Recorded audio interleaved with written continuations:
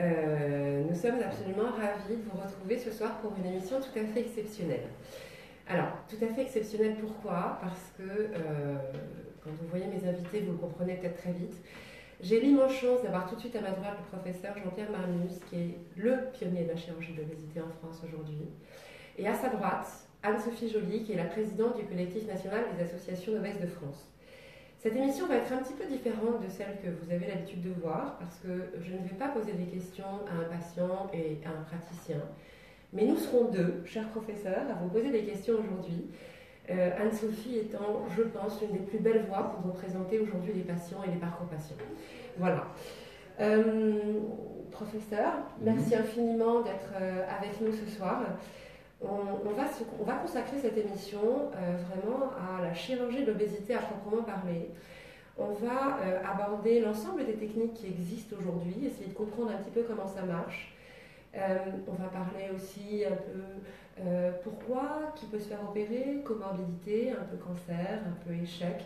On va essayer en une heure de temps d'aborder ces sujets qui, je le sais, sont très importants pour vous. Vous continuez toujours à poser des grandes questions, la différence entre le sleeve et le bypass, est-ce qu'on perd plus de poids avec une sleeve ou avec un bypass, les cancers, pourquoi, les reflux. Voilà, on va vraiment essayer d'aborder toutes ces questions aujourd'hui.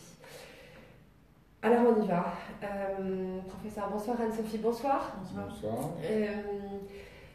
Peut-être que le mieux, ce serait déjà de démarrer avec une définition. Et si vous deviez définir aujourd'hui la chirurgie de l'obésité, je lis souvent que la chirurgie de l'obésité, c'est l'opération qui fait maigrir. Je crois que pas que. Vous auriez une définition de la chirurgie de l'obésité et pourquoi une chirurgie de l'obésité? Une définition, ça c'est plus compliqué. Pourquoi une chirurgie de l'obésité? Alors peut-être il faudrait revenir à l'origine. Pourquoi une chirurgie de l'obésité et pourquoi d'ailleurs cette obésité, quand on opère, on dit qu'on opère les patients qui ont une obésité morbide. La première chose, c'est pas les médecins qui ont découvert ça. C'est une compagnie d'assurance américaine dans les années 50 qui s'est rendu compte que lorsque les gens avaient un excès de poids, ils mouraient plus tôt que les autres et que donc ils coûtaient cher aux assurances. C'est pour ça d'ailleurs qu'aujourd'hui, si vous voulez faire un emprunt, les deux premières questions qu'on va vous poser, c'est votre poids et votre taille. Et que si vous sortez avec un BMI important, supérieur à 40, voire supérieur à 50, vous avez une petite surprime, parce qu'ils vont considérer qu'ils prennent un risque à vous assurer. À partir de là, on s'est rendu compte donc que l'obésité entraînait des morts prématurées par rapport à une population dite de poids normal. Et donc, première réponse donc à pourquoi la chirurgie de l'obésité, c'est une chirurgie qui, en théorie, si elle arrive à vous faire perdre du poids, va arriver à vous faire gagner des années de vie. La deuxième chose, pourquoi vous allez gagner des années de vie? Parce que l'obésité, on le sait, c'est une intervention, c'est une pathologie qui va entraîner ce qu'on appelle des comorbidités, donc le diabète. Qui dit diabète dit risque de cécité, risque d'insuffisance rénale, s'il est mal équilibré. Enfin, tous les risques liés au diabète, une hypertension artérielle, des troubles cardiovasculaires, avec donc des risques plus importants d'infarctus, en tout cas plus précoces, des risques d'accident vasculaire cérébral, puis toutes les autres pathologies, l'insuffisance respiratoire, l'apnée du sommeil. L'infertilité, mais ça c'est pour les générations les générations suivantes. Hommes et femmes. Et puis il y a le confort de vie. Alors le confort de vie, c'est les articulations qui vont souffrir, les douleurs qui vont apparaître. Sans parler des inconforts, disons, un peu plus mineurs que des inconforts de santé, qui sont la transpiration excessive, la difficulté de bouger, de faire les gestes quotidiens quand vraiment on atteint un poids excessif, c'est difficile de se laver correctement, c'est difficile de se couper les ongles, d'atteindre ses pieds, enfin voilà. Et puis l'aspect sociétal, toutes ces pathologies, et puis professionnel, voilà. Et puis après on en arrive à l'insertion sociale avec la discrimination, le regard des autres. L'évolution dans une société quand on travaille. La stigmatisation systématique. La stigmatisation dans une société où les canons de la minceur sont encore prédominants aujourd'hui. Alors qu'au Moyen-Âge, c'était pas le cas. Oui, Rubens peignait les canons n'étaient pas les mêmes. Mais bon, donc, ce qui est sûr, c'est que c'est faire perdre du poids, c'est sûr, mais ça améliore considérablement la qualité de vie et surtout l'espérance de vie et la santé. Je rebondis sur ce que vous venez de dire par rapport à ce que tu dis sur les peintres et les canons de beauté à l'époque. On est d'accord que l'objectif d'une chirurgie de l'obésité est justement d'augmenter l'espérance de vie, d'augmenter le confort de vie, de limiter les risques. En aucun cas, quand vous opérez un patient, vous avez comme objectif l'atteinte d'une maigreur. Ah non. Non, c'est pas du tout, l'atteinte n'est pas du tout d'avoir une maigreur. L'atteinte, c'est d'avoir un poids dont on sait qu'il ne va pas augmenter soit le risque de décès, soit le risque de pathologie ou de survenue à long terme. Parce que le deuxième problème, c'est que souvent, on voit des jeunes aujourd'hui qui ont par exemple un IMC à 40 ou à 45, ce qui est quand même, on rentre déjà quand même dans l'obésité qui est qualifiée de morbide, mais ils n'ont aucune pathologie associée. Il n'y a pas de diabète, il n'y a pas d'hypertension, il n'y a rien. Par contre, dans 15 ans, on est sûr qu'ils auront un diabète ou une hypertension, ou les deux, ou une apnée du sommeil, parce que plus on est exposé au risque, plus les pathologies, au fil du temps, vont arriver à se développer.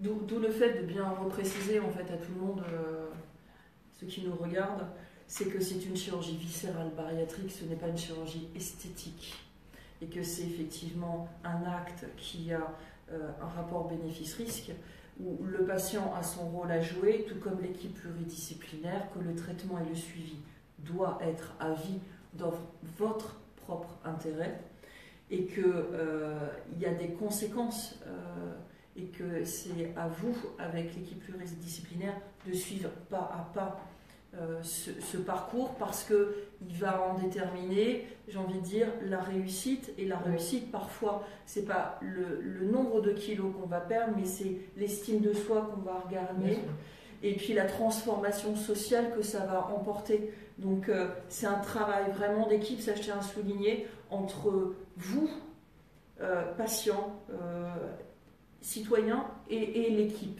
Ne jamais dissocier les deux. C'est vraiment un travail qui est fait ensemble, qui doit être fait ensemble. Quelle que soit la chirurgie de l'obésité d'ailleurs, que ce soit la sleeve ou que ce soit le bypass, on le répète à chaque fois, vous vous engagez auprès d'un médecin, le praticien s'engage auprès de vous, et dans votre engagement, il y a le suivi du parcours préopératoire, mais il y a aussi le suivi du parcours post-opératoire et le suivi à vie. Type d'opération. Je suis un peu paumée, cher professeur. Il y a beaucoup d'opérations. Je lis... Alors, avant, c'était l'anneau, mais ça, c'était avant. Je crois qu'il y en a de moins en moins aujourd'hui. Je lis la sleeve, je lis le bypass, je lis le switch, je lis le SADI, voilà. Est-ce qu'on pourrait essayer de faire un petit tour d'horizon rapide, je m'en excuse, parce que ce sont des sujets qui vraiment sont longs d'ordinaire, mais est-ce qu'on pourrait essayer de comprendre un petit peu, très rapidement, la différence entre ces interventions et comment ça se passe, en fait, pour le patient après? Alors, les interventions et comment ça se passe, je crois qu'il faut peut-être revenir à l'anneau, enfin essayer de faire une différence essentiellement sur le mécanisme d'action des interventions pour pouvoir les comprendre. Alors si on voit l'anneau, tout le monde sait ce que c'est. L'anneau, on va étrangler la partie haute de l'estomac avec un anneau, ça va faire deux poches, ça va transformer l'estomac en une espèce de sablier asymétrique. Ouais. Les aliments vont arriver dans la poche supérieure et puis, comme dans un sablier, ils vont passer goutte à goutte tout doucement, au travers de l'étranglement qui est créé par l'anneau. Mais derrière cet étranglement, il n'y a aucune autre action. Il n'y a pas d'action hormonale, il n'y a rien qui se passe. C'est simplement un étranglement mécanique de l'estomac qui va faire que lorsque l'on va s'alimenter, on va pouvoir manger que des petites quantités, celles qui sont contenues dans la poche supérieure, au-dessus de l'anneau. Et puis on va pouvoir remanger quand la poche s'est vidée. Donc déjà, on peut comprendre qu'avec un anneau, premièrement, si vous prenez que des liquides, ils vont passer directement au travers de l'anneau. À coup sûr, c'est un échec. La deuxième chose, si à la place de prendre un sablier, qu'on le retourne brutalement et ça va le bloquer, puis petit à petit les grains s'écoulent, vous mangez les grains un par un, donc l'équivalent c'est le grignotage, c'est des gens qui vont manger toute la journée, ça ne marchera pas puisque ça va passer au fur et à mesure où on remplit. Ça passe. On ne déclenchera rien. Donc pour qu'un anneau marche, il fallait manger des repas, juste 3 repas, de façon à ce que ça bloque, et les gens s'arrêtaient de manger, et c'est là l'énorme différence avec toutes les autres interventions, non pas parce qu'ils avaient plus faim, mais parce qu'ils savaient que la bouchée d'après, ils allaient vomir et que ça n'allait pas passer. C'est un blocage en fait. On crée un blocage précoce. Alors que dans les autres interventions, c'est un petit peu différent. Si on prend l'exemple de la sleeve gastrectomie, la sleeve, on va retirer un bout d'estomac, les 2/3, mais surtout, on va retirer les cellules de l'estomac qui sécrètent la gréline, qui est l'hormone de la faim. D'accord. Donc, ils n'ont plus faim. D'accord. Et deuxièmement, si on prend l'exemple de la sleeve et du bypass, et même de toutes les autres interventions, toutes vont entraîner une accélération de la vidange gastrique, l'arrivée des aliments beaucoup plus précocement dans l'intestin, qui vont sécréter une sécrétion hormonale aussi, qui sont le GLP-1, le PYY, qui sont des hormones qui déclenchent une sensation de satiété, les mêmes que vous et moi, quand on mange, au bout d'un moment, on se dit tiens, on n'a plus faim. On n'a plus faim, certes, parce que l'estomac est rempli, mais aussi parce qu'il y a un message qui provient des cellules endocrines de l'intestin qui disent j'ai plus faim. Et donc toutes les autres interventions, autres que l'anneau et son ancêtre qui est l'intervention de Mason, qui était le même principe, marchent par un message hormonal. Ce qui explique aussi que pour les autres interventions, si vous n'écoutez pas ce message, si vous n'y faites pas attention, et que vous continuez à manger alors que vous n'avez plus faim, vous pouvez être en échec. De la même façon, si aucune des autres interventions ne permet d'éviter d'avoir un échec, voire une reprise de poids, si on essaye de... Et c'est pour ça que c'est extrêmement compliqué, et c'est pour ça que c'est important que les patients soient bien suivis, parce qu'il faut sans cesse leur répéter, attention, quelle que soit l'intervention que vous ayez, l'important au début, c'est de bien reconnaître ces messages. Or, au début, malheureusement, même si ils mangent plus qu'ils devaient manger, ça marche. Donc les gens se disent, le chirurgien il me dit, ou le diététicien il me dit, attention, il faut s'arrêter dès que vous avez ce message, il faut le manger lentement, parce que plus on mange lentement, plus on a le temps d'intégrer qu'on n'a plus faim, sinon on a déjà mangé 3 ou 4 bouchées de trop. Et ça marche, même s'ils mangent ces bouchées de trop. Par contre, au bout de 2 ans, s'ils continuent à manger de trop, là ils vont reprendre du poids. Donc ça, c'est quelque chose d'extrêmement difficile à intégrer pour les patients, parce qu'ils n'y croient pas. Alors, même s'ils boivent du coca, par exemple, ce qu'il ne faut surtout pas faire, ou des boissons sucrées, ça va marcher au début, mais pas après. Alors, pour donner et compléter l'avis du professeur Marmuse, l'aspect patient, c'est qu'effectivement, complètement d'accord avec vous, tout ce qui est liquide à haute densité énergétique. C'est une bonne règle. À haute densité haute densité énergétique, c'est-à-dire du sucre, effectivement, ça va passer. Ça va passer, mais l'apport calorique que vous allez apporter à votre corps sera toujours là. Par contre, ça ne veut pas dire qu'une fois que vous avez fait l'opération, il faut vous retirer l'aspect plaisir de l'alimentation. Mais par contre, c'est avec tact et mesure. Des pâtes à tartiner, entre autres, qui sont également à haute densité énergétique. Voilà. Voilà, je ne citerai pas de marque, vous avez remarqué, mais comme les glaces, d'ailleurs, à haute densité énergétique aussi. Voilà. Il y a des petits trucs comme ça, et effectivement, j'ai envie de dire, possiblement, mais pas le pot. La cuillère, à la rigueur, à café, mais pas le pot avec la cuillère, à l'intégralité du pot avec la cuillère à soupe.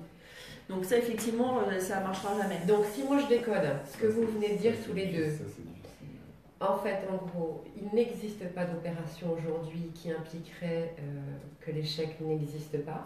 Aucune. Voilà, donc que ce soit une sleeve, un bypass, un switch aussi, ça, toutes les opérations. Aucune. Il y a un risque d'échec si vous ne respectez pas le message qui vous a été transmis pendant votre parcours préopératoire et qui vous est transmis pendant votre suivi. Modification à vie des habitudes et des attitudes alimentaires. Mais ce n'est pas pour autant que vous n'avez pas le droit de vous faire plaisir. Voilà. Alors, on est bien d'accord. On n'est pas là sur du punitif. Oui. On est là on a un risque de santé avéré, avec comorbidité ou pas comorbidité, c'est où vous voulez aller et ce que vous voulez, vous, pour votre vie. C'est le choix que vous devez faire, vous et vous seul, avec effectivement, en discussion avec l'équipe pluridisciplinaire. Mais c'est votre choix. Si vous faites une intervention dans laquelle vous n'êtes pas prêt, ou vous ne voulez pas atteindre certains objectifs dans l'intérêt de votre santé, c'est même pas la peine d'y aller. Donc, vous serez malheureux. La question elle est justement là, c'est que vous serez malheureux. Donc c'est comment, à un moment donné, devenir un peu égoïste, pensez à vous, pensez vraiment à vous, en vous disant, où je veux aller, ce que je veux pour moi, ce que je veux pour ma santé et ce que je veux pour mon bien-être mental. J'arrête de parler. Non, tout va bien. Bon, si on devait faire une description extrêmement rapide des différences, par exemple, hein, entre la sleeve et le bypass. Donc la sleeve, on coupe les 2 tiers, Oui, on abrade, on enlève, on fait quoi? On enlève les 2 tiers de l'estomac. D'accord. On enlève. On enlève. Ça sort du corps. Ça s'en va. Donc on transforme l'estomac en un tube. D'accord. Donc qui ne contient plus qu'un tiers par rapport à ce qu'il contenait auparavant. D'accord. Et les 2 effets hormonaux que ça va avoir, c'est la suppression de la ghreline, donc Voilà. pas de sensation de faim. D'accord.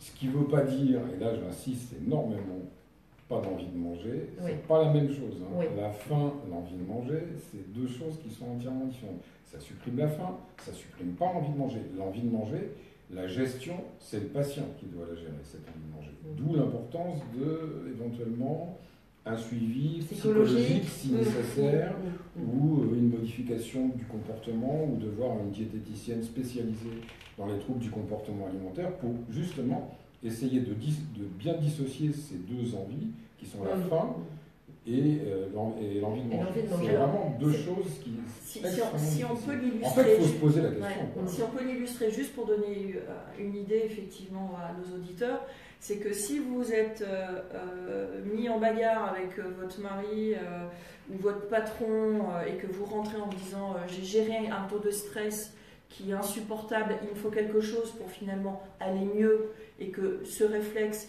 c'est d'aller se cocooner avec... C'est de l'alimentation émotionnelle. Exactement, voilà, c'est l'alimentation doudou. C'est l'alimentation émotionnelle, c'est pas de la faim.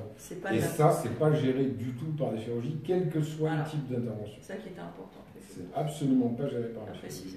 Très important. C'est des questions qui reviennent de manière récurrente. On peut regarder, je regarde beaucoup les groupes sur Facebook, les réseaux sociaux, et c'est vrai que de nombreux patients qui sont à J+2 mois, J+3 mois, J+4 mois, donc encore en pleine lune de miel, disent souvent j'ai très peur, qu'est-ce qui m'arrive? J'ai faim. Donc vous avez compris, on dissocie l'impression d'avoir faim et la faim réelle en fait, hein, tout simplement. C'est très compliqué, hein. C'est très difficile. Il y a un travail difficile à faire, et si ce travail est réussi, c'est pas que la perte de poids sera plus importante, c'est qu'elle se maintiendra, parce que les gens seront capables dans les années qui suivent de faire bien la différence et éventuellement de mieux gérer ses pulsions émotionnelles. De pratiquer une activité physique par exemple, de trouver un... Mais d'où l'intérêt de parler avec son équipe pluridisciplinaire. L'équipe est là pour vous aider à travailler et avancer avec vous. Donc ce genre de discussion qu'on a un petit peu perdu, c'est effectivement est-ce que j'ai faim ou est-ce que je fais l'alimentation doudou. Voilà, allez voir l'équipe pluridisciplinaire et les associations de patients, elles sont là pour répondre à vos questions et vous aider. Le bypass. Alors le bypass en fait c'est le court-circuit de l'estomac. C'est-à-dire qu'on va créer un tout petit bout d'estomac, et puis on va brancher l'intestin dessus, qui font que les aliments vont passer d'une toute petite poche gastrique, qui n'a en réalité pas vraiment de fonction de réservoir, parce que techniquement c'est plus facile de faire comme ça, mais on court-circuiterait la totalité de l'estomac, c'est à peu près pareil. C'est pas tout à fait pareil, mais à peu près pareil. Sauf que techniquement c'est plus difficile. Donc les aliments vont passer directement de l'estomac dans la partie toute proximale du début. L'intestin grêle a fait 7 mètres à peu près, et on va court-circuiter 1 mètre, mais pas beaucoup plus, donc en fait pas grand-chose. D'accord. Mais on va court-circuiter malheureusement, pour des raisons techniques, puisqu'on ne peut pas faire autrement, sur un plan chirurgical, l'estomac certes, mais le duodénum est à peu près 50 cm d'intestin. D'accord. Donc ça va entraîner une petite malabsorption, qui concerne surtout les graisses, et aussi malheureusement des vitamines et des oligo-éléments. Parce que la partie qu'on va court-circuiter, c'est là où vous avez l'absorption privilégiée du fer, du calcium. La vitamine B12, c'est plus compliqué à expliquer, mais schématiquement, on peut dire que c'est la vitamine B12, bien que ce que je dis, c'est faux. Et donc ça veut dire que comme c'est mal absorbé, il faudra prendre à vie des suppléments pour compenser cette malabsorption de fer, de calcium, Ça veut donc dire que si je suis opéré d'un bypass et que je ne prends pas mes vitamines et mes minéraux, vous vous exposez à un risque d'anémie. Il y a un risque de carence un risque de carence réelle en fer, en particulier en B12, ce qui peut entraîner des anémies, donc ça veut dire fatigue, perte de cheveux.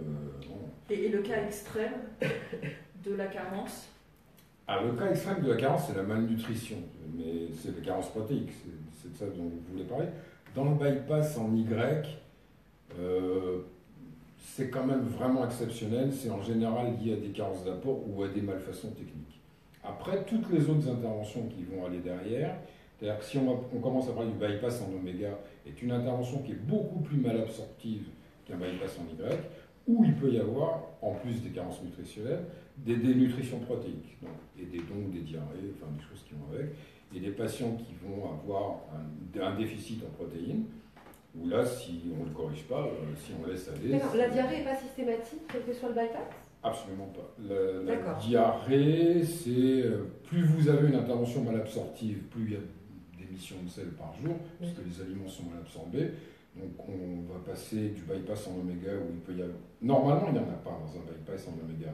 Mais si on a court-circuité un peu trop, et chez certains patients d'ailleurs, même si on court-circuite que 2 mètres dans un bypass en oméga, certains ont quand même des troubles et avec des diarrhées 3-4 sels par jour. D'accord. Et puis si on passe au switch, c'est encore pire, et plus on va monter dans les interventions... Alors le switch, c'est quoi?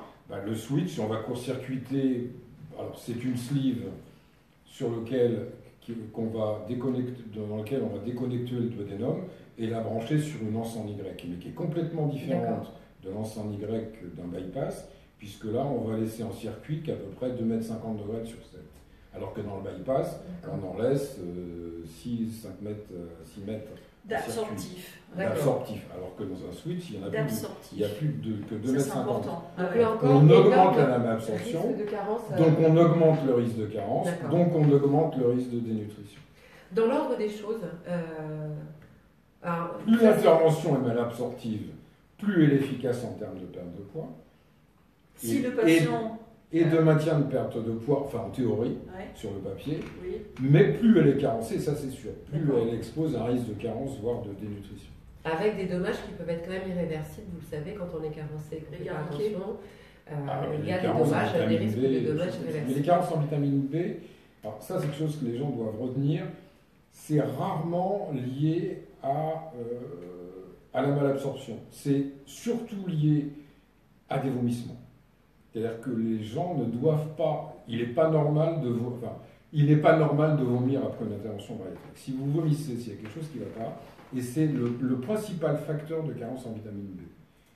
Alors ça, c'est hyper important. En thiamine. Ça donne des informations effectivement importantes. Et il y a des tas de gens qui considèrent qu'après s'être fait opérer de chirurgie bariatrique, on vomit, ça fait partie du truc. Ça veut dire que c'est trop plein et qu'on vomit. Oui, voilà, non. Si vous vomissez, il faut consulter parce qu'il y a quelque chose qui ne va pas. Il ne faut pas avoir peur. Message très clair. Dans l'ordre des choses, je peux vous demander votre point de vue, professeur? Pardonnez-moi. Il y a un ordre. On peut faire un bypass, après une sleeve, après un switch, après un SADI aussi, parce qu'on n'en a pas parlé, mais il y a le SADI. Il y a un switch un petit peu différent. Oui, il y a un ordre chronologique. Oui, et pourquoi il y aurait un ordre? Et pourquoi il y aurait un ordre? Voilà. Donc alors là, je vais redire les choses.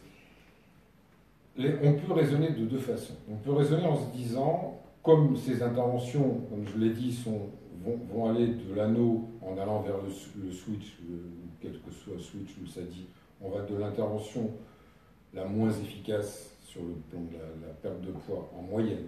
J'entends parce qu'il y a des gens avec des anneaux qui ont eu des résultats miraculeux. Il n'y en a pas beaucoup, mais il y en a quand même quelques-uns. Mais en fait, les résultats, c'était là qu'ils ont eu ces résultats. Ce n'est pas l'intervention. Et après, donc plus vous allez entrer à avoir une intervention efficace en termes de perte de poids en moyenne. Ce qui ne veut pas dire que l'intervention la plus efficace, il n'y a pas d'échec. Mais ça, on va en reparler après. Donc il y a une façon de raisonner qui est de se dire, plus le patient est gros, donc 300 ou 400 kg, enfin 300 kg, admettons, on va lui faire un switch, et puis celui qui a 200, on va lui faire un bypass, et celui qui a 150, on va lui faire un sleeve. Sauf que ça ne tient pas compte du fait que l'obésité est une maladie chronique et que quelle que soit l'intervention que vous prenez, vous avez des échecs. Et que si vous faites un switch et que vous êtes en échec, qu'est-ce que vous faites derrière? C'est la première question à se poser. Pas grand-chose, parce qu'il n'y a plus rien à faire. On ne peut plus pu proposer, puisqu'on a proposé l'intervention d'emblée la plus efficace. D'accord. Il y a une autre façon de raisonner qui est de se dire, on fait une intervention qui a un rapport bénéfice, qui a un bon rapport bénéfice-risque, donc disons que ça marche très très bien dans une majorité de cas, et puis chez certains patients, en général c'est 30 à 40, parce que ce soit une sleeve ou un bypass, c'est 30 à 40% d'échecs, et si vous passez au switch, c'est quand même 10 à 15%. Donc c'est vrai qu'il y a moins d'échecs, mais ceux-là, vous ne pouvez plus rien faire pour eux. Donc moi, ma façon de raisonner, c'est de me dire, je fais une intervention la moins agressive possible, celle qui entraîne le moins de risques de carence possible, avec une excellente efficacité malgré tout, en tout cas pour des BMI inférieurs à 50, qui à mon sens est la sleeve gastrectomie. Et si vous êtes en échec, derrière on peut tout faire. On peut faire un bypass, on peut faire un bypass en oméga, on peut faire un switch, un SADI, une bipartition du transit, si on veut parler des trucs un peu en voie de recherche actuellement. Toutes les possibilités sont ouvertes. Si vous avez fait un bypass, on démonte. Alors, il faut démonter, repasser par la case sleeve, puis repasser par la case switch duodénal. Ça fait 2 ou 3 interventions. C'est encore de la chirurgie chirurgie très, très de la lourde. chirurgie extrêmement lourde, extrêmement complexe, et donc risquée pour le patient, avec la possibilité d'avoir un taux de complications plus important. Donc moi, mon raisonnement, c'est de me dire, on fait une sleeve, on essaye que le patient comprenne bien que le succès ne dépend pas de l'intervention, mais dépend de lui, quelle que soit l'intervention, ça dépend de lui et de son comportement alimentaire après l'intervention. Et s'il a bien compris ça, ça marchera quel que soit son poids. Et puis, si par malheur c'est insuffisant, on est parti de 300 kg, on l'a amené à 150, on voudrait encore descendre, on a une possibilité à faire derrière. Maintenant, si dans cette sleeve, il a bien perdu du poids, puis qu'il reprend, on a toutes les possibilités derrière. Mais si on les fait sans qu'il ait compris pourquoi il a repris du poids, ça ne sert à rien, puisqu'on repart dans le même... Tout dépend du patient. Le succès ne dépend pas de l'intervention, le succès dépend du patient et de la façon dont il va gérer l'intervention n'est qu'un outil. Alors, moi je vois plusieurs choses dans ce que vous dites. C'est déjà la première, l'obésité est une maladie chronique.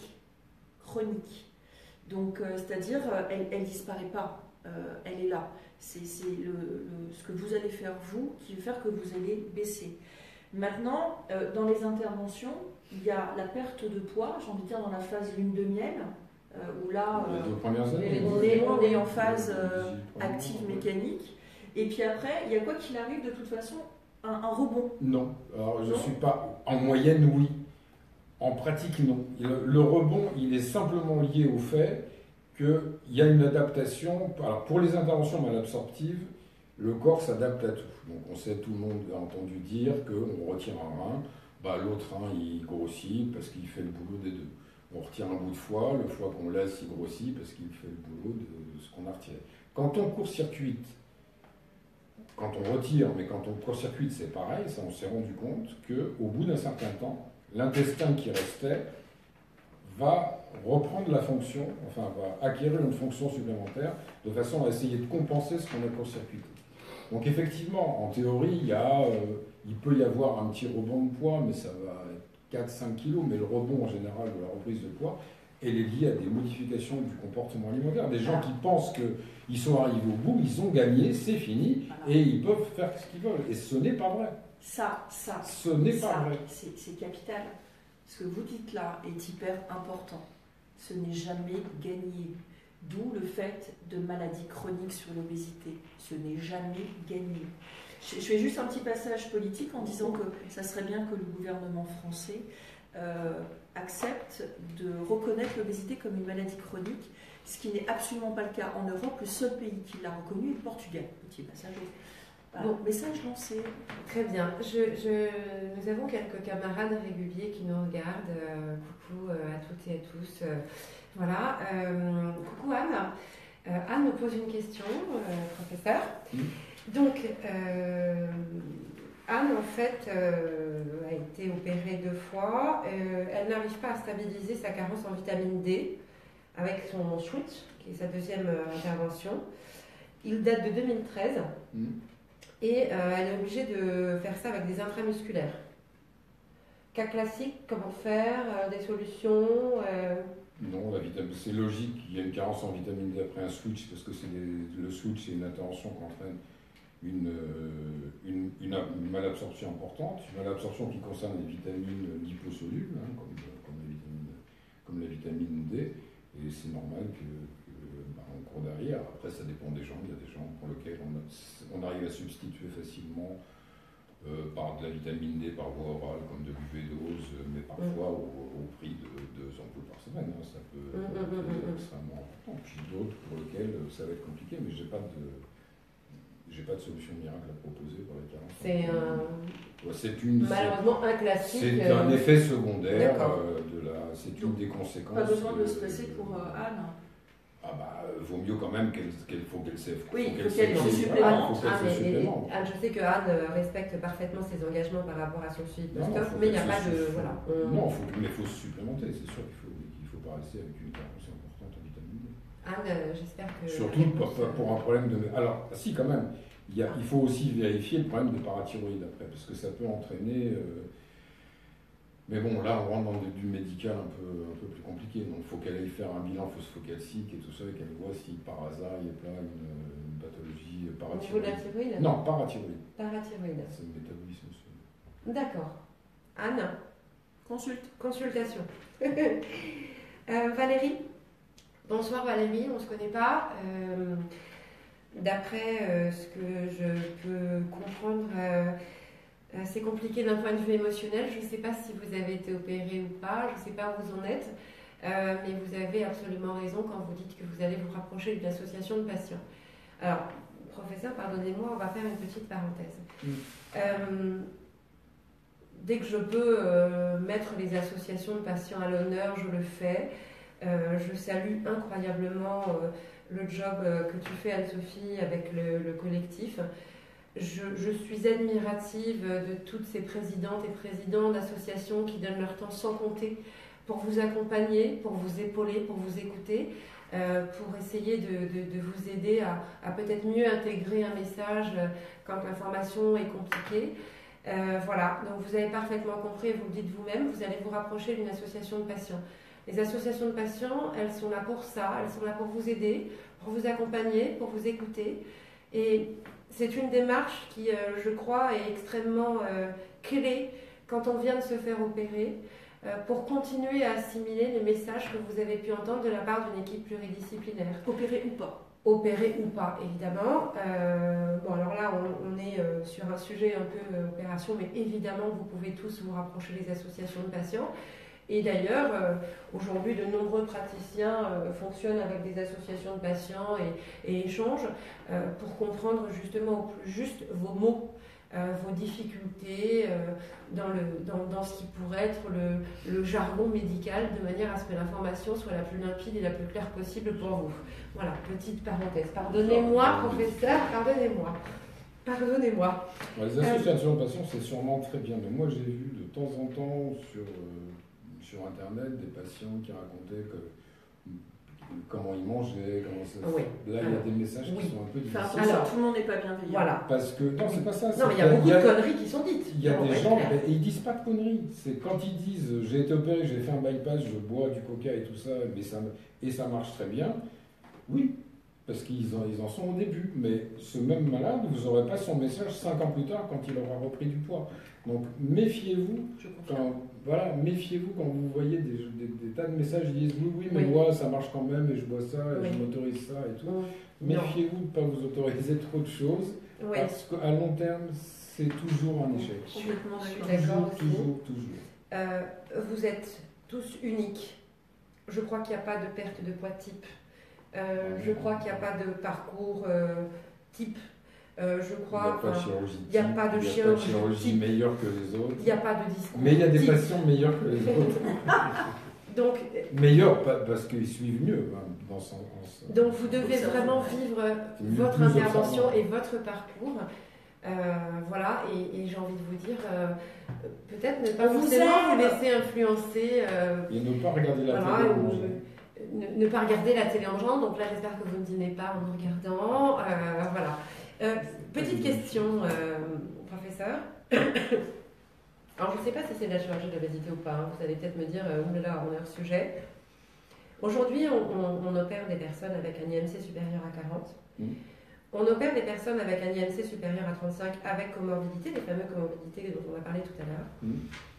Roco HAS, Et aujourd'hui, qu'est-ce qu'on fait des personnes qui ont par exemple un IMC à 33, qui vont très mal, qui vivent très mal, qui sont très mal dans leur peau, qui commencent à être en souffrance, un début de comorbidité? Est-ce que le ballon est une piste? Est-ce que...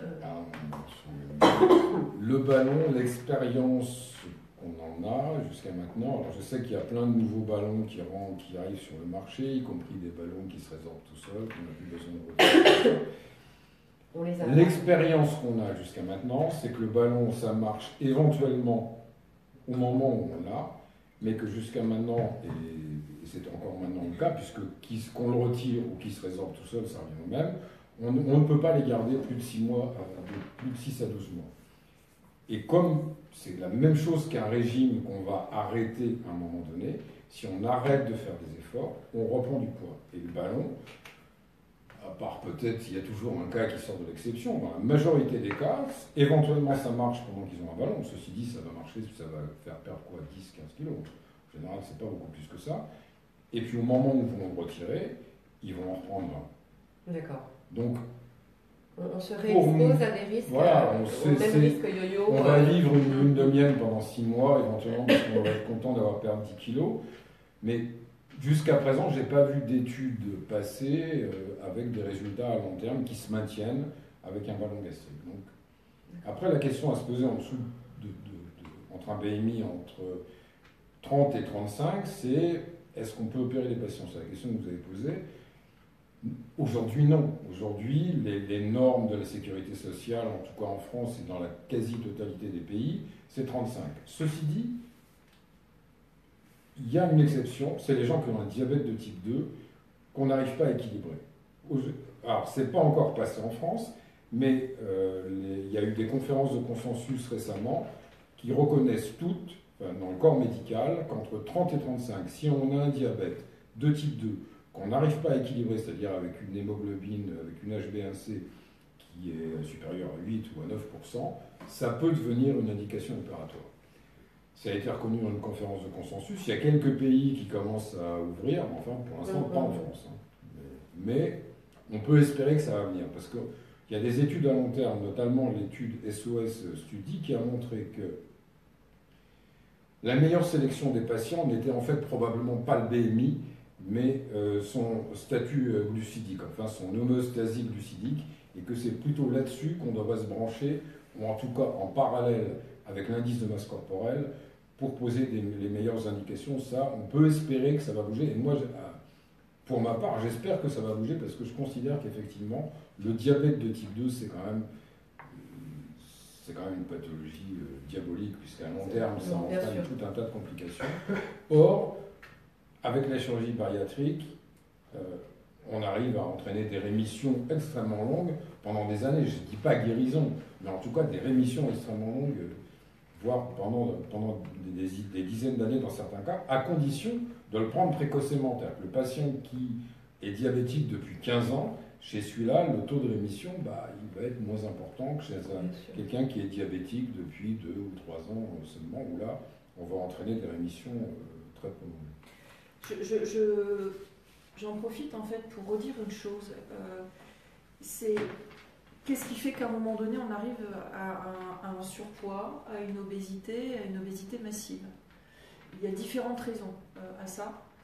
Et il y a surtout, je vois un axe parce qu'effectivement il y a toujours les marronniers qui reviennent, c'est la cumulation de régimes.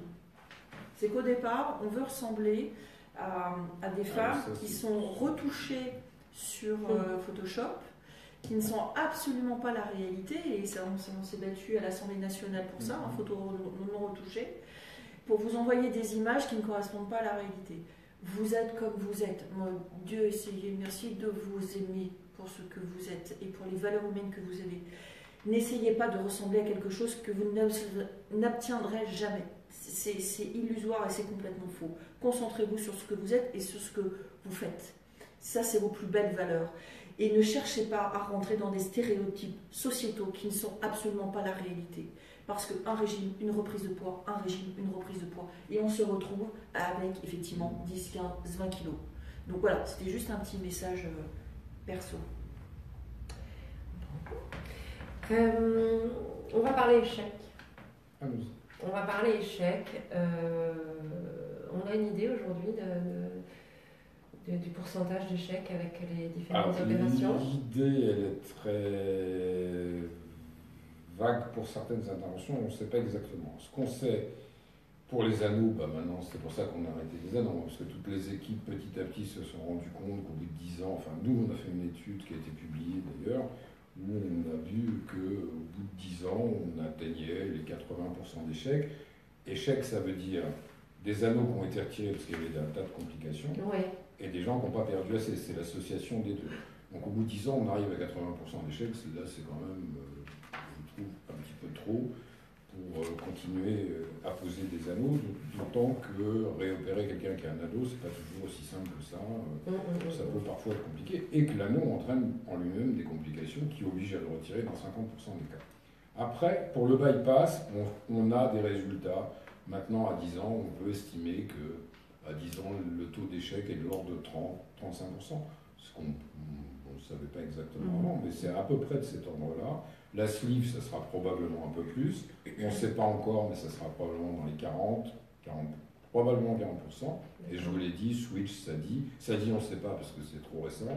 Le switch, c'est quand même beaucoup plus ancien.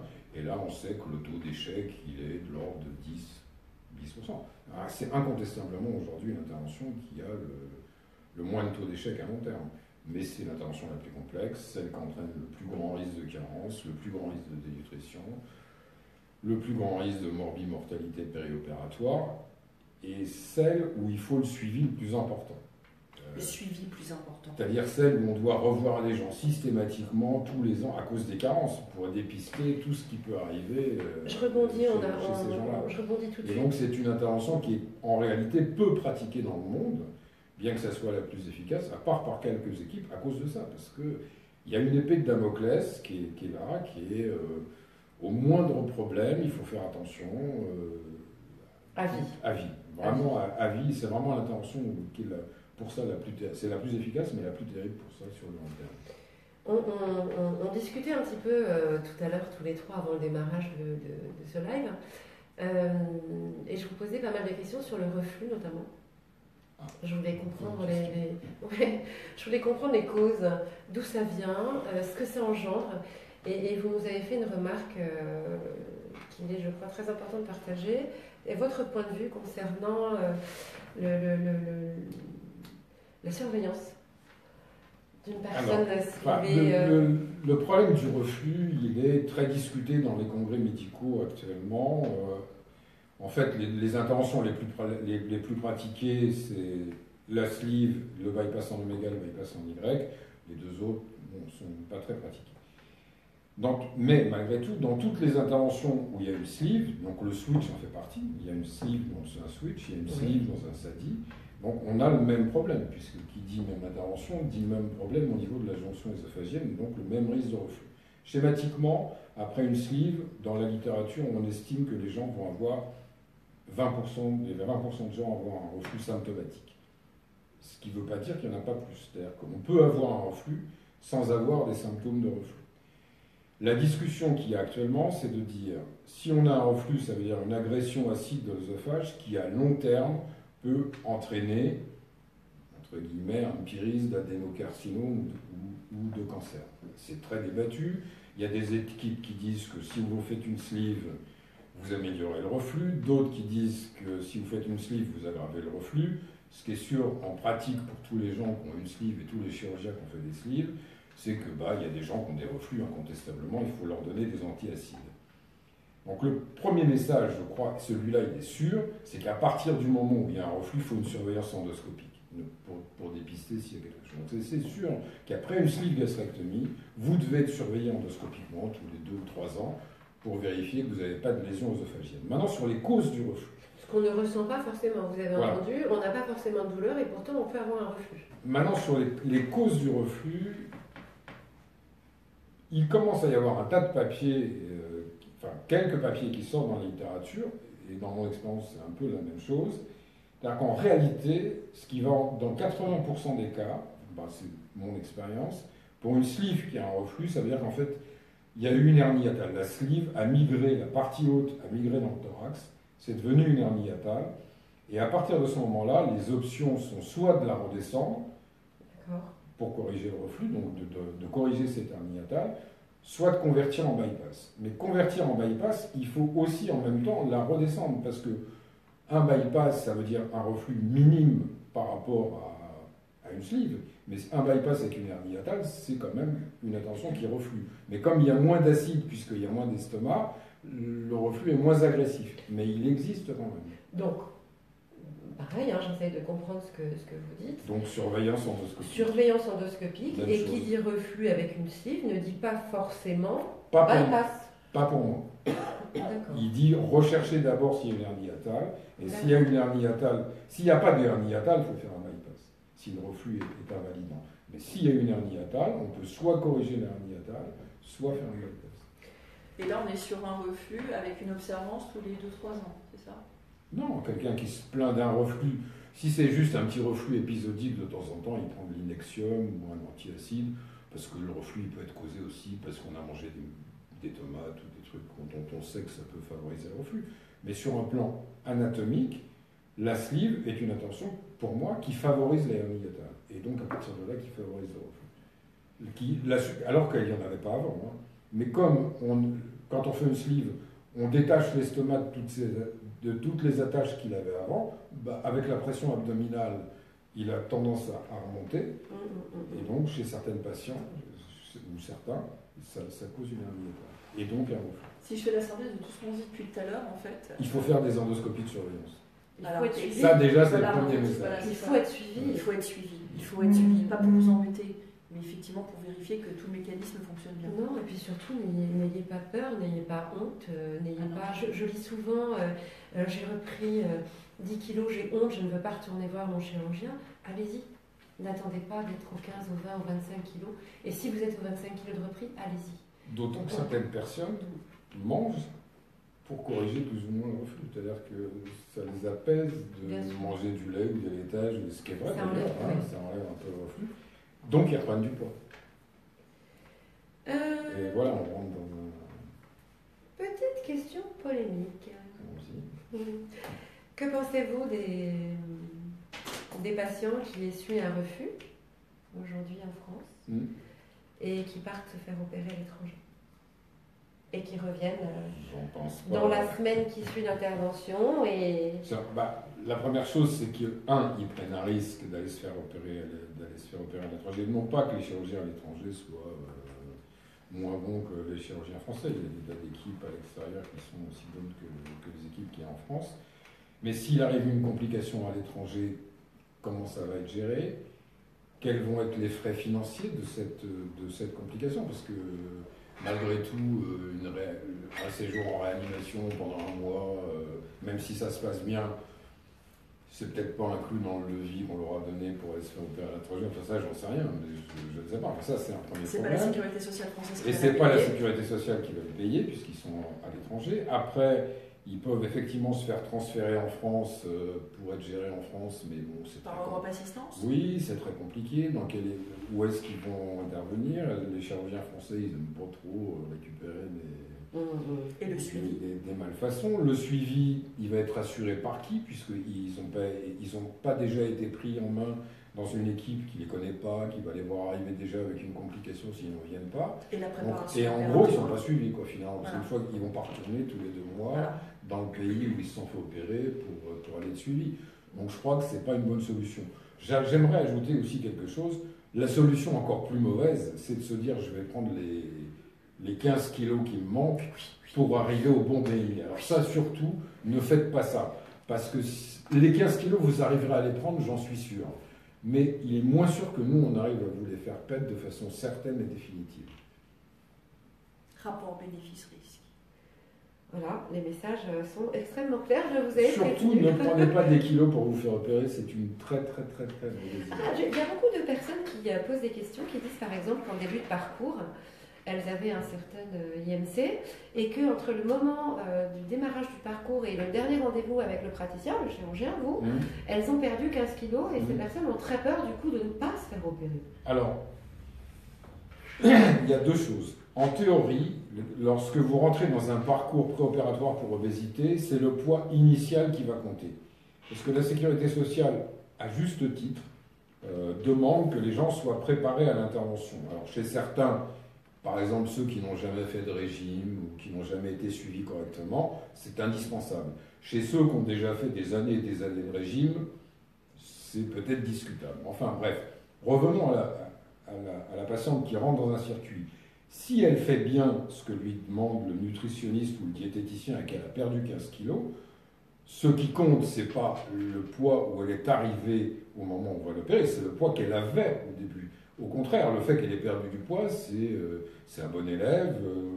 C'est très bon signe sur le succès. C'est très bon signe, et en théorie, elle ne doit pas être réfutée par la sécurité sociale. C'est le poids le plus élevé. C'est le poids le plus élevé noté en début de parcours qui compte pour la pose de l'indication, et non pas le poids où vous êtes éventuellement au moment où vous êtes opéré. No stress. D'accord. Autre question, est-ce que pour vous, c'est un échec une patiente qui se fait opérer et qui, après sa lune de miel, j'ai plus de 2 ans, est anorexique? Est-ce que c'est un échec une patiente qui perd les kilos désirés, mais qui devient alcoolique? Je suis brutale, pardonnez-moi. Ou dépressive. Oui, je suis brutale. Après, ça c'est aussi, ça fait partie. Parce qu'il faut en parler aussi, ça existe, ça arrive. Absolument. Ça, il faut en parler parce que c'est.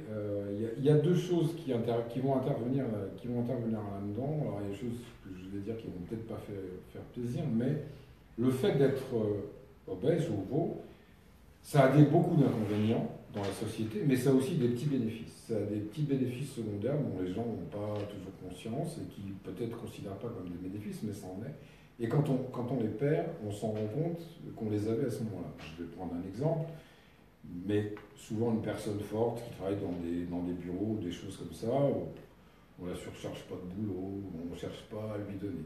Et puis elle se fait opérer, et puis elle maigrit.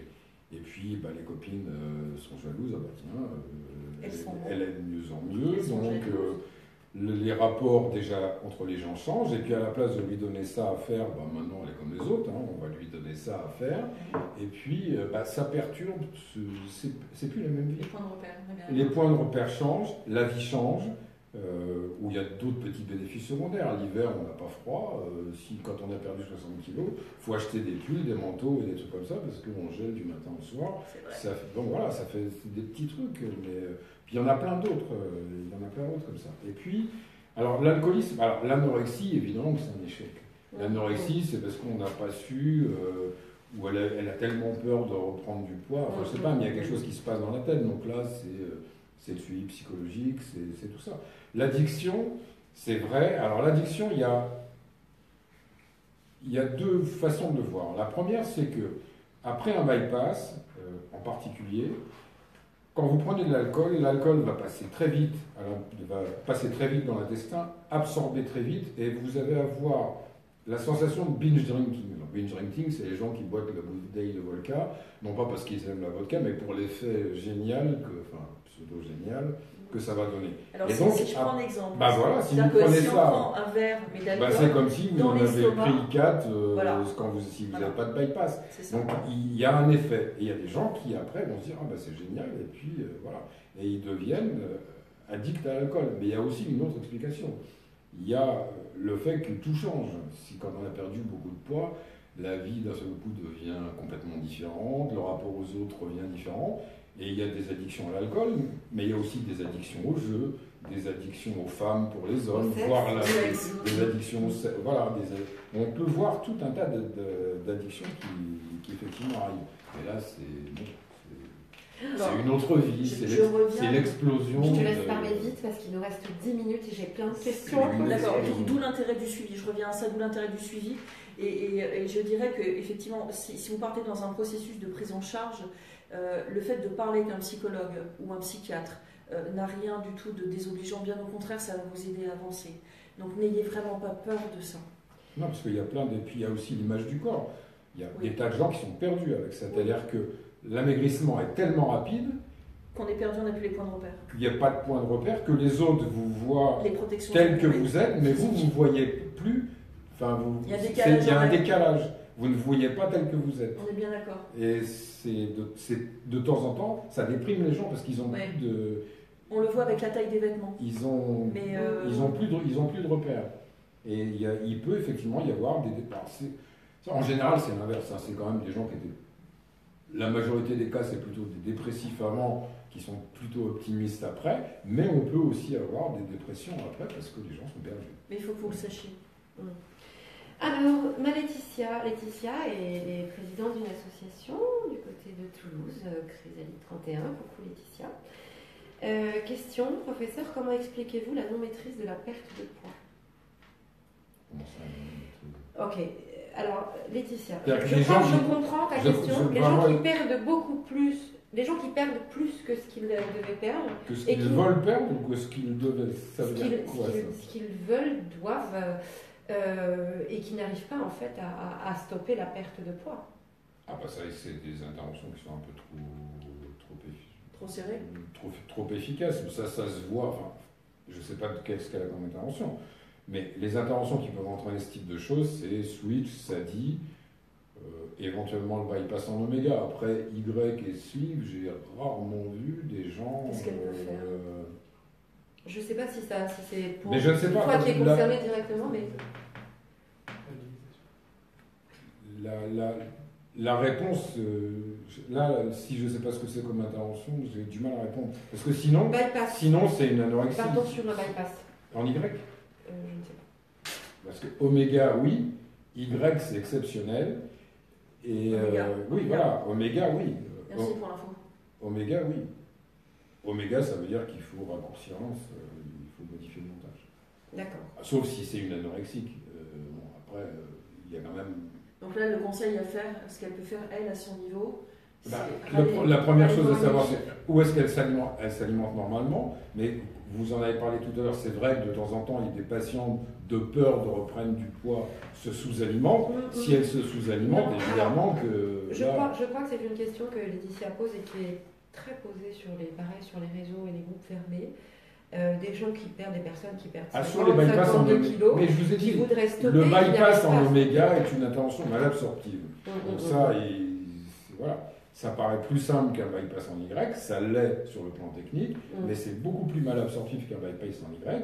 Et dès qu'il y a une malabsorption importante, chez certaines personnes, pas toutes du Là, tout, on hein. parle d'un bypass en oméga. Le bypass avec en stabilisation oméga a avec- d'excellents résultats dans la majorité des cas. Mais chez certains patients, pour eux c'est trop malabsorptif. On fait quoi Ah bah, il faut modifier le monde. Si elle mange normalement et qu'elle n'arrive plus à maigrir et qu'on arrive presque dans une dénutrition, il faut modifier Il faut qu'elle retourne il voir. faut voir le chirurgien. Oui. Retourner voir le médecin. Il faut modifier le montage.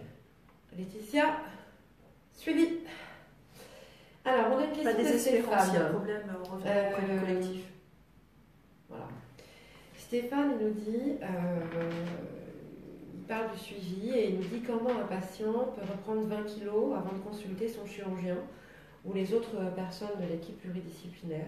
Comment il peut reprendre Comment il peut reprendre ces 20 kilos sans aller consulter? En fait, je crois qu'il pense à toutes ces personnes, on en parlait rapidement tout à l'heure, qui ont peut-être honte et peur de revenir vous voir et qui se sentent considérablement en échec. Non, mais je crois qu'il faut Et pas, comment on peut faire pour aider justement ces personnes-là et les accompagner? Premièrement, la première chose, c'est qu'il ne faut pas avoir peur de revenir voir le chirurgien. Enfin, moi, les échecs, c'est mon dada. Hein.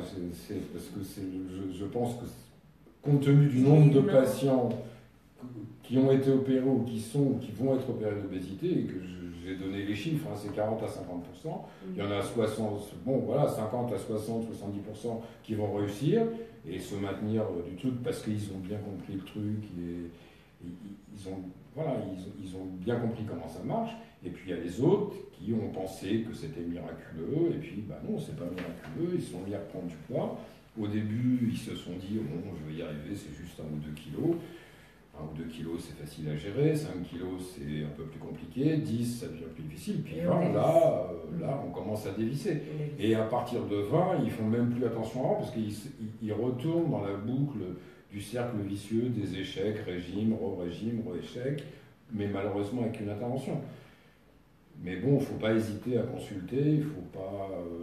on ne va pas leur proposer une solution miracle quand ils vont consulter, mais il faut déjà corriger, parce que très probablement, c'est un trouble alimentaire, que ce soit un trouble genre grignotage, boisson sucrée, ça c'est les plus fréquents, mais vous avez aussi des gens qui, d'un seul coup, se mettent à être addicts au sucre, même dans un bypass par exemple.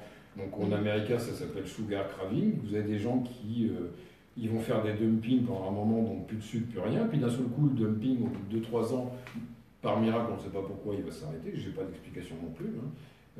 Et puis d'un seul coup, là, c'est l'inverse. Hop, ils vont pouvoir manger du sucre. Ils sont attirés par le sucre, le goût va changer.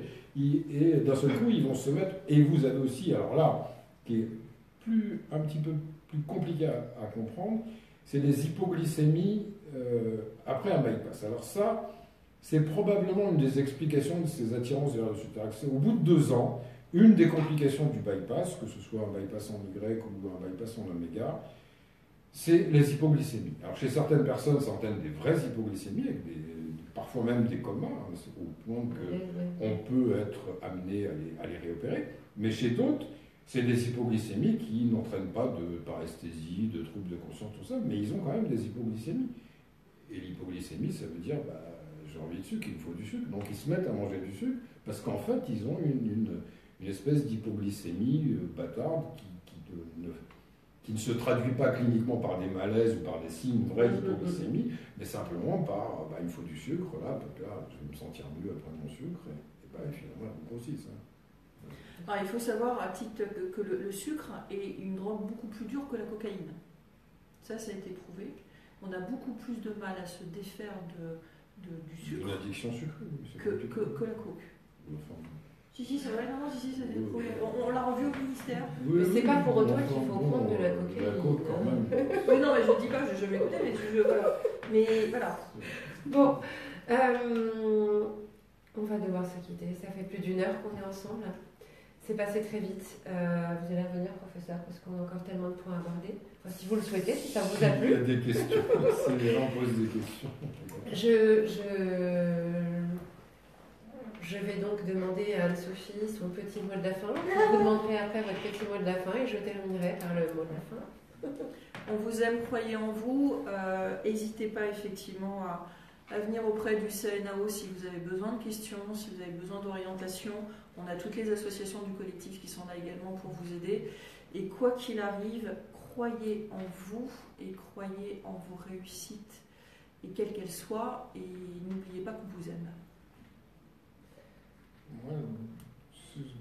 De ne pas hésiter à consulter. Après, je parle toujours dans mon petit débat des reprises de poids après la chirurgie bariatrique. Et bien penser aussi que souvent, les échecs, moi, c'est souvent la question que je pose chez les gens qui viennent en consultation parce que tout marchait bien, ça se passait bien, puis d'un seul coup, au bout de 5 ans, je prends du poids. Je crois que la première question à se poser à ce moment-là, c'est pas est-ce qu'ils grignotent, ils grignotent pas, ça, bon, ok, c'est probablement qu'ils le font, c'est est-ce qu'il s'est passé quelque chose dans leur vie qui a changé. Et c'est la première chose à voir. Voilà. Il y a eu un détonateur, il y a eu, je sais pas, un divorce, un accident familial, quelque chose. C'est tout à fait vrai. Et souvent, on découvre qu'il y a eu un accident familial. Alors, faites attention aux événements marquants dans les suites de la chirurgie bariatrique qui peuvent vous pousser à reprendre des mauvaises habitudes alimentaires et à reprendre du poids. Essayez de tout de suite aller consulter ou voir quelqu'un pour vous aider dans ces cas-là à ne pas avoir cette transformation. Complètement d'accord. Bon, moi je ne vais pas conclure derrière ça parce que vous avez eu droit à tout. Merci infiniment d'avoir suivi cette émission. Vous pourrez évidemment revoir en replay. Merci à toi Anne-Sophie, merci à vous professeur, c'était un honneur. J'espère que nous avons été à la hauteur. J'espère que nous avons aussi été à la hauteur de vos attentes. N'hésitez pas à poser vos questions, le professeur s'est engagé à répondre à toutes les questions qui viendraient après cette émission. À très bientôt et mille merci. Ciao, ciao. À très vite.